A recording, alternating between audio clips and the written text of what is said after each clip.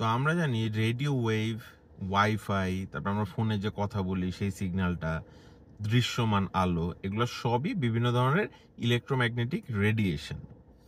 তো এর মধ্যে কেউ কেউ আমাদের বিল্ডিং এর ওয়াল, ছাদ ভেদ করে ভিতরে চলে আসতে পারে।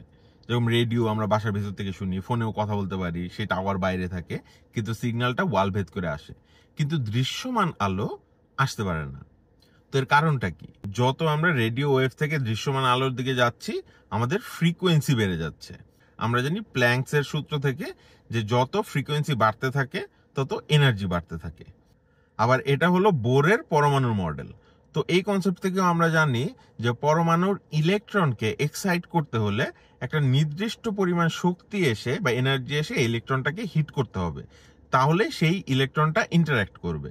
এই রেডিও ওয়েভের দিকের ওয়েভগুলার আমার এনার্জি এতই কম যে সেগুলা এই ইলেকট্রনকে বা পরমাণুকে কোনো ধরনের এক্সাইট করতে পারে না, মানে এদের সাথে কোনো রকম ইন্টারাকশন হয় না, সেটা জাস্ট ভেদ করে চলে যায়।